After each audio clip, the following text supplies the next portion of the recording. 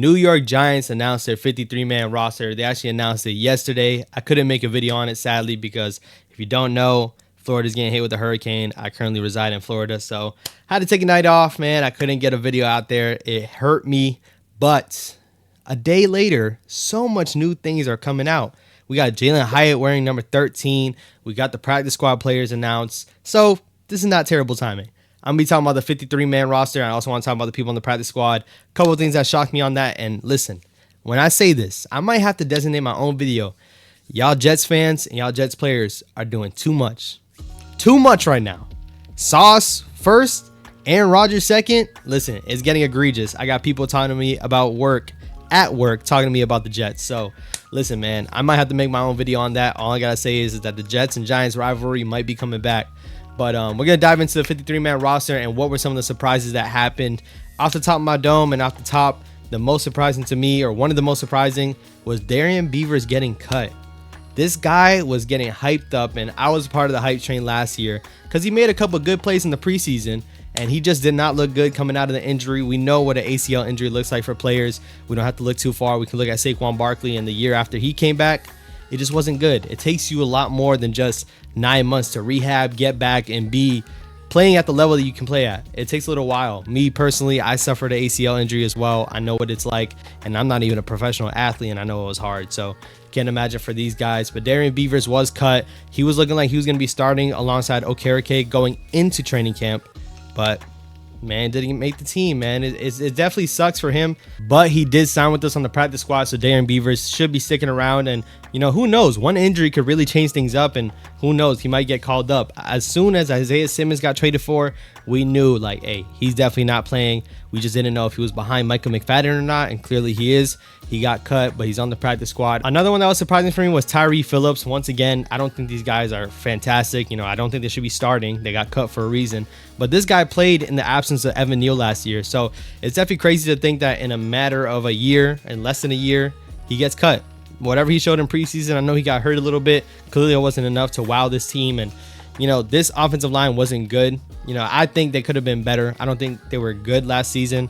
I still think we were subpar. So I think he has something to add to that. And who knows? Matt Pert also didn't look too well, but maybe they like Matt Pert a little bit better. Maybe like his ceiling more. Who knows? Even though we know what Matt Pert is. But Tyree Phillips not being there kind of did shock me a little bit. Another guy that did shock me that they even made the team, and you guys can explain this to me, Gary Brightwell. Now, Gary Brightwell, the only thing he's provided is special teams play. So maybe they value his special teams and know that, when it comes to kick return, like, that's something that they value, and that's something that he brings to the table that they like, ultimately. But for me, Jashaun Corbin getting cut, Jashaun Corbin has been looking nice. Not only this season, as in the preseason that just passed, but last season. In the preseason, I feel like he looked like explosive. I don't know, maybe it's just me. He looked shifty. He looked like he can make some plays, and he just always got bounced to the outside because of the running back room. So our running back room is Saquon Matt Breida, Eric Gray, and now Brightwell. But if you ask me, I think Corbin should have made it over Brightwell.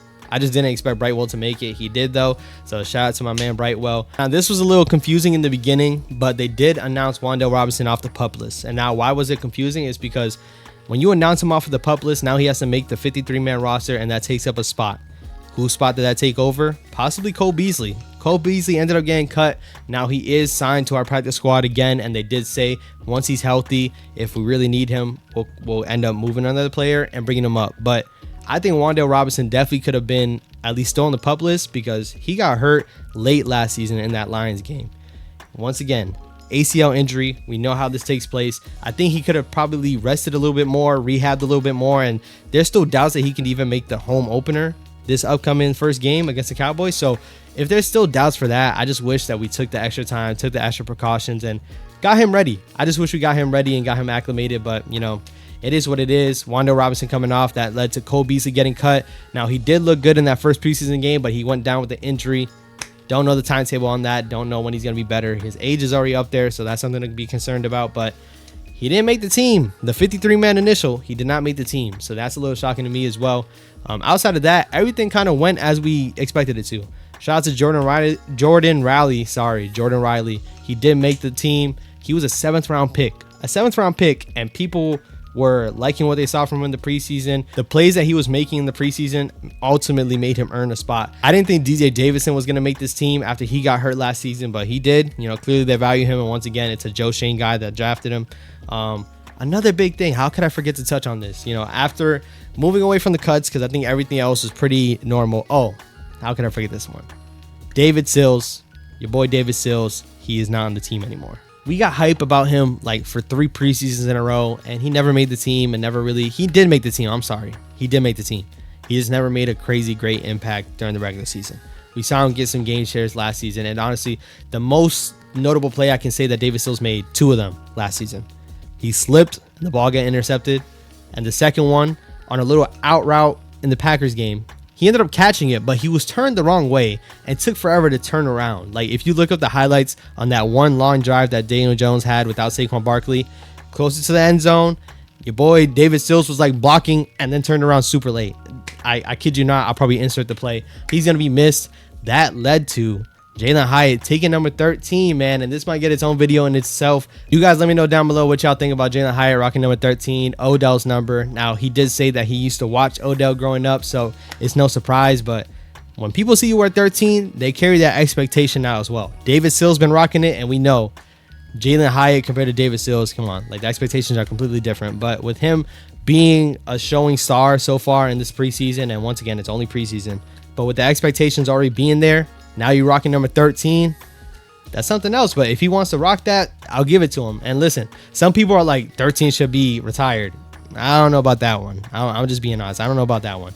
Odell was great for us. He probably was a super talented. Might be probably the most talented wide receiver. Not the best one, but the most talented. We didn't win anything though. If you win a chip or something, or even win a playoff game, who knows? It could go different. And you have to play longer than the years he played. But that's just me. Y'all let me know what y'all think down below. Joe Schoen made a trade. Carlos Boogie Basham from the Bills. He drafted him in the 2nd round a couple years back, and he's not going to play above a Gregory Rousseau or a Von Miller. So the snaps were limited, and even when you look at it now, they're going to be limited again. But it looked like the Bills were going to cut him. Obviously, Joe Schoen having ties with that building. Instead of just waiting for him to go to waivers and the Giants tried to submit a waiver claim for him, they just said, all right, we'll just swap 2 picks late round 2 years from now, which is 2025. They swapped 6th and 7th round picks. Just swap picks and let's see what can happen. And once again, a low risk move, because once again, hopefully in 2 years, we're not like hoping that a 7th round pick really amounts to something, a 7th round pick that we don't have. So hopefully Basham is able to step up. Once again, he's still young, age 25, 26. So he's still young and he can make an impact on this team. And it's just depth that we needed. Now, people are upset, or not even upset, but they're not super for it because he doesn't add any pass rushing moves. He doesn't add any pass rushing skills to this team. But listen, man, if Kayvon Thibodeau and Azeez Ojulari can stay right and get right, which that's why you have depth anyways. If they get hurt, you want them to step in. But they should have a big enough impact, and hopefully Basham can add something to this team, because once again, still, I think maybe he might have more of a role on the Giants than he did on the Bills. He's going to be alongside Jihad Ward. So Jihad Ward on one side, Basham on the other. Listen, depth. That's all it is depth. We can't expect much out of it. Timon Fox got cut. O'Shane Zimenez got cut. Those are 2 guys that would have been our depth, and clearly they just didn't feel comfortable with them. So they went and traded for a guy. I can't hate on it. I really can't. You guys let me know how you feel down below about the cuts, man. And I'm going to touch on it real quick, but I'm going to make another video. It's probably going to be about Hyatt again, number 13. It's also going to be about the Jets and the Giants. But the Jets need to pipe down. That's all I'm saying. Because listen, Aaron Rodgers is out here saying that, hey, I don't know who you are to Jihad Ward. But I hope you knew him last year when we busted. I'm not even going to say nothing. Just know, we all know that we took care of business last year in London. And I think we can take care of business this year. Y'all subscribe down below. Road to 10K is still active, man. Appreciate y'all so much for all the love and support. If you haven't seen my other videos, I got more videos to the left or here. Comment down below your thoughts, and I'll catch you on the next one. Go Big Blue.